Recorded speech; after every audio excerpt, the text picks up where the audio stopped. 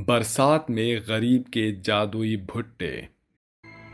रात का समय होता है, सभी लोग घर में आराम से सो रहे होते हैं। तभी अचानक से मौसम खराब हो जाता है और बारिश शुरू हो जाती है। बारिश के चलते छत से पानी घर के अंदर टपकने लगता है, जिसकी वजह से अचानक से उर्मिला की नींद खुल जाती है और वो आसपास देखने लगती है। भगवान, ये क्या? यहाँ तो पानी टपक रहा है। अगर पानी इस तरह टपकता रहा तो पूरे घर में बाढ़ आ जाएगी। उर्मिला एक बहुत ही गरीब औरत थी और वो अपनी दो बेटी और अपने अंधे पति के साथ रहा करती थी। उर्मिला खेतों में भुट्टे की खेती करके अपना गुजारा किया करती थी और वहीं दूसरी तरफ उसकी दोनों बेटियां उसकी बहुत मदद करती थी। इसी के चलते उसका गुजारा हो रहा था। लेकिन जब से बरसात शुरू हुई थी तब से उनकी हालत बहुत ज्यादा खराब हो जाती है। आधी रात के समय वो उठती है, जहाँ जहाँ पानी टपक रहा होता है वहाँ वहाँ पर बर्तन लगा देती है। जहाँ पानी टपक रहा था मैंने वहाँ बर्तन तो लगा दिए हैं, लेकिन काफी जगह गीली हो गई है। उर्मिला ऐसा खुद से कह ही रही होती है कि तभी उसका पति मुकेश नींद से जाग जाता है, क्योंकि छत से अचानक से एक पानी का बूंद उसके मुंह पर टपकता है, जिसकी वजह से मुकेश की नींद खुल जाती है और वो नींद में उठकर चलने लगता है। अरे ये क्या? आप कहाँ जा रहे हो? यहाँ पानी टपक रहा है। रुको, मैं आपका बिस्तर सूखी जगह पर लगा देती हूँ। उर्मिला ऐसा कहकर सूखी जगह पर अपने पति का बिस्तर लगा देती है, जिसके बाद वो उसे वहां पर लिटा देती है। तभी उसका पति मुकेश कहता है, हे भगवान, ये सब क्या चल रहा है? मुझे तो कुछ समझ नहीं आ रहा है कि हमारी परेशानियां खत्म होने की जगह बढ़ क्यों रही हैं। ये सब तो चलता ही रहता है।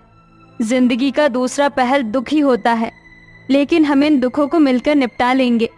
उर्मिला अपने पति को सहानुभूति देती है और अपने बच्चों के साथ सो जाती है। जैसे ही सवेरा होता है, उर्मिला अपनी दोनों बेटियों के साथ भुट्टे की खेती करने के लिए चली जाती है। दिन भर मेहनत करने के बाद उसकी दोनों बेटियां भूख से तड़प उठती है। मुझे बहुत जोरों से भूख लगी है। पेट में चूहे कूद रहे हैं। माँ, हम पूरे दिन ऐसे ही भूखे काम करते रहेंगे? नहीं बेटा, ऐसी बात नहीं है। बरसात होने वाली है। बारिश होने से पहले हम लोग यहाँ से चले जाएंगे और यहाँ जो भुट्टे पके हुए हैं मैं उनमें से 2-4 तोड़ लूंगी और उन्हें भूनकर तुम्हें दे दूंगी। आज तुम वही खा लेना। उर्मिला ऐसा कहकर अपनी दोनों बेटियों को काम करवाने के बाद जैसे ही बारिश होने वाली होती है वहां से जाने लगती है। उसके हाथ में कुछ भुट्टे होते हैं। तभी उसे रास्ते में एक भिखारी नजर आता है, जो उससे कहता है, अरे अम्मा, मेरी मदद करो। बहुत दिनों से भूखा प्यासा यहाँ वहाँ घूम रहा हूँ। कोई मेरी मदद नहीं करता, ऊपर से मुझे भिगा भी देते हैं। उर्मिला को उस पर बहुत ज्यादा तरस आ जाता है, जिसके बाद वो अपनी झोली से सारे भुट्टे निकाल कर उसे दे देती है और उसे कहती है, बारिश होने से पहले तुम इन सभी भुट्टों को भून लेना और इन्हें खा लेना, नहीं तो बारिश होने के बाद तुम्हें ये भुनने में दिक्कत होगी। उर्मिला की बात सुनकर वो उन सभी भुट्टों को वहां से लेकर चला जाता है, जिसके बाद राधिका और राधा अपनी माँ से कहती है, माँ, आपने सारे भुट्टे तो इन्हें दे दिए, अब हम दोनों बहनें क्या खाएंगे? मेरी प्यारी बच्चियों, लोगों की मदद करना हमारा पहला कर्तव्य है। आज उन लोगों को हमारी मदद की जरूरत है। कल को भगवान हमें खुद अपनी मर्जी से खाना देगा। ये बात हमेशा याद रखना। दूसरों की मदद करके हमें जो सुकून मिलता है वो अपने स्वार्थ में कभी नहीं मिलता है। उर्मिला ऐसा कहकर अपनी दोनों बेटियों को ले जाने लगती है, लेकिन तभी बहुत जोरों से बारिश शुरू हो जाती है और वो भीगते हुए अपने घर पहुंच जाती है। घर पहुंचने के बाद वो नमक के चावल उबाल कर अपने पति और अपनी दोनों बेटियों को खिला देती है। लेकिन रात भर अचानक से बारिश का कहर बहुत ज्यादा टूट पड़ता है, जिसके चलते कई सारे लोगों के घरों में पानी भर जाता है, जिनमें से एक घर उर्मिला का भी था। देखिए जी, आप मेरा हाथ मत छोड़िएगा। पड़ोस की काकी के घर जा रहे हैं। उनका पक्का मकान है, वहाँ हमें दिक्कत नहीं होगी। वो अपनी दोनों बेटियों और अपने पति को अपनी पड़ोस की काकी के घर ले जाती है, जहाँ पर वो रात भर रुकती है। इतनी तेज बारिश की वजह से गांव के सभी खेत खराब हो जाते हैं, जिसके चलते कई किसानों की हालत खराब हो जाती है। अगले दिन जब सवेरा होता है तो सभी किसान अपने खेत के आगे फूट फूट कर रो रहे होते हैं। हे भगवान, ये तेरा कौन सा प्रकोप है? ये तूने क्या किया हमारे साथ? तेरी वजह से आज हमें खुदकुशी करने की जरूरत पड़ रही है। अब हम गरीब लोग क्या करेंगे? अरे भाई, मैंने तो गांव के मुखिया से कितना सारा कर्जा ले लिया था खेती के चलते। अब देखो तो सही, पूरा खेत बर्बाद हो गया है। मुझे तो कुछ समझ नहीं आ रहा है कि मैं क्या करूं। अब मुझे गांव छोड़कर यहाँ से जाना पड़ेगा। पूरा गांव तहस नहस हो गया है और मैं बर्बाद हो गया हूँ। उन लोगों को देखकर उर्मिला की आंखों में आंसू आ जाते हैं और वो अपने खेतों के बारे में सोचने लगती है। हे भगवान, ये सब क्या हो गया? इसका मतलब मेरे खेत भी खराब हो गए होंगे। अब तो पूरे साल भूखा ही गुजारना पड़ेगा। लोगों से वैसे भी मैंने कितना सारा कर्जा ले रखा था दुकानों का, ऊपर से राशन वाले ने राशन देना भी बंद कर दिया है। अब मैं क्या करूं? कौन मेरी मदद करेगा? उर्मिला की आंखों में आंसू होते हैं और पूरे चेहरे पर उदासी होती है। लेकिन जैसे ही उर्मिला अपने खेतों के पास पहुंचती है, उसके भुट्टे की खेती बिल्कुल सही सलामत और बहुत अच्छे से खड़ी होती है। चारों तरफ भुट्टे ही भुट्टे नजर आ रहे होते हैं, जिन्हें देखकर राधिका और राधा दोनों ही बहुत खुश हो जाते हैं और उर्मिला हैरान रह जाती है। आखिर ऐसा कैसे हो सकता है? कल रात की वजह से सबके खेत बुरी तरीके से तहस नहस हो गए हैं, लेकिन मेरे खेत के भुट्टे के ऊपर जरा भी खरोच नहीं आई। ऐसा कैसे हो सकता है? उर्मिला ऐसा सोच ही रही होती है कि तभी अचानक से खेतों के अंदर से एक देवता निकलकर बाहर आते हैं और उर्मिला से कहते हैं, ये सब तुम्हारी अच्छाइयों का ही फल है। तुम अपने बारे में ना सोचकर दूसरों के बारे में ही सोचती हो। आज से जादुई खेत तुम्हारा हुआ और इससे तुम लोगों की मदद भी कर सकती हो। मैं काफी लंबे समय से एक ऐसा व्यक्ति ढूंढ रहा था जिसका दिल बहुत ज्यादा साफ हो और उसे दूसरों की मजबूरी समझ आती हो। तभी मैंने तुम्हारी परीक्षा ली और तुम इस परीक्षा में उत्तीर्ण हो गई। देवता जी, मेरे ऊपर इतना उपकार करने का आपका बहुत शुक्रिया। जन्मों जन्मों तक ये एहसान कभी नहीं भूल पाऊंगी। उर्मिला और उसकी दोनों बेटियां देवता के सामने हाथ जोड़कर खड़ी हो जाती हैं, जिसके बाद देवता अचानक से वहां से गायब हो जाते हैं। उर्मिला उन भुट्टों को तोड़ती है और टोकरी में भरने लगती है, लेकिन वो जितने भुट्टे तोड़ती है वहाँ अपने आप उतने ही भुट्टे उगाते हैं, जिसके चलते राधा कहती है, माँ, देख रही हो आप, हम जितने भुट्टे तोड़ रहे हैं यहाँ पर उतने ही भुट्टे अपने आप उग जा रहे हैं। ये तो सच में एक जादुई भुट्टे की खेती है। हाँ राधा, तुमने बिल्कुल सही कहा। देखा, मैंने कहा था ना, हमेशा दिल साफ रखो और लोगों की मदद करो अपनी परवाह किए बिना। जब हम लोगों की मदद करते हैं तो ऊपर भगवान को हमारी अच्छाई दिखाई देती है और एक दिन वो हमारी अच्छाई का फल हमें जरूर देता है।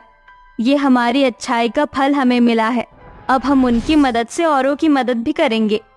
उर्मिला अपने खेतों से लोगों को फ्री में भुट्टे देती है, जिसके बाद वो भुट्टों का एक बहुत बड़ा बिजनेस करती है और शहर में अपने खेतों के भुट्टे बेचती है। धीरे धीरे उसकी सारी परेशानियां दूर हो जाती है और वो कुछ ही समय में अपने अंधे पति की आंखों का भी इलाज करवा लेती है, जिसके बाद मुकेश को अपनी दोनों आंखों से दिखना शुरू हो जाता है। अब उर्मिला जादुई भुट्टों की खेती की मदद से अपने पूरे परिवार की परेशानियों को दूर कर देती है और उन सभी के साथ खुशी खुशी रहने लगती है। मोना शादी करके अपनी ससुराल में आती है, जहाँ पर उसका छोटा देवर उसका बहुत अच्छे से स्वागत करता है। आओ भाभी जान, अंदर आओ, आपका इस घर में स्वागत है। मोना एक गरीब परिवार से आई थी और उसका ससुराल भी गरीब ही था, लेकिन उन सब में बहुत अच्छी एकता थी। अरविंद और उसका बड़ा भाई सूरज दोनों ही खेतों में प्याज की खेती करके अपने घर का गुजारा किया करते थे और इस समय उनकी प्याज की खेती बहुत अच्छे से चल रही थी। अरे वाह बेटा, बड़ा प्यार आ रहा है तुझे अपनी भाभी के ऊपर। जैसे कि आप मेरी माँ हो, वैसे ही मेरी भाभी भी मेरी माँ समान ही है और मैं इनको हमेशा यही दर्जा दूंगा। देवर जी, आपने इतना कहा, मेरे लिए इतना ही काफी है। वैसे अब तुम्हारे भैया की शादी तो हो गई, अगला नंबर तो आपका ही है। अपनी शादी की बात सुनकर अरविंद शर्मा जाता है, जिसके बाद वो वहां से चला जाता है। रेखा अपनी बहू मोना को घर के अंदर बुलाती है और उसके बाद वो उसकी बाकी की रस्में करती है। ऐसे ही मोना शादी के कुछ ही दिनों में घर की जिम्मेदारियों को बहुत अच्छे से समझती है और हर एक काम अपनी जिम्मेदारी से करती है। माँ, घर में सारी हरी सब्जी खत्म हो गई है। अच्छा, ऐसी बात है, कोई बात नहीं। आज जैसे ही सूरज और अरविंद प्याज बेचने के बाद घर पर वापस लौट आएंगे तो मैं उनसे पैसे लेकर हरी सब्जी लेकर आऊंगी। तब तक तुझे इंतजार करना होगा बहू। मोना ये बात सुनने के बाद घर के बाकी के कामों में लग जाती है। देखते ही देखते शाम हो जाती है और शाम को अरविंद और सूरज दोनों ही प्याज बेचकर घर पर आ जाते हैं। रेखा उनसे पैसे लेती है और सब्जी मंडी जाकर सब्जियां लेकर आती है। वहां पर एक हरिहर नाम का आदमी सब्जी बेचते हुए रेखा से कहता है, अरे कैसी हो बहना, आजकल सब कुछ बढ़िया तो चल रहा है ना? सुना है तुम्हारी प्याज की खेती बहुत जोर शोर से चल रही है। भाई साहब, आपने बिल्कुल सही कहा। प्याज की खेती के बाद हमें बहुत सही मुनाफा हो रहा है। लगता है अब धीरे धीरे घर की सभी परेशानियां दूर हो जाएंगी। ऊपर से बड़ी बहू जब से घर में आई है, उसने घर भी अच्छे से संभाल लिया है। ये तो बहुत अच्छी बात है। अब एक काम करिए, अपने छोटे बेटे की शादी करवा दीजिए। मैं एक लड़की को जानता हूँ, उसका नाम शगुन है, बहुत संस्कारी है। अगर कहो तो रिश्ते की बात आगे बढ़ा देता हूँ। अरे भाई साहब, अगर लड़की आपने बताई है तो फिर जरूर वो संस्कारी ही होगी। एक काम करो, आप रिश्ते की बात आगे बढ़ाओ और जितनी जल्दी हो सके मुझे लड़की को दिखा देना। रेखा बहुत खुश होती है। पहले ही उसके बड़े बेटे की शादी हो चुकी थी और अब उसके छोटे बेटे का नंबर आने वाला था। कुछ ही दिनों में रेखा लड़की को देख लेती है और अपने छोटे बेटे के लिए पसंद कर लेती है। प्याज की खेती के चलते उसका काम भी अच्छा खासा चल रहा होता है, जिसके चलते अपने छोटे बेटे की भी शादी वो करवा देती है।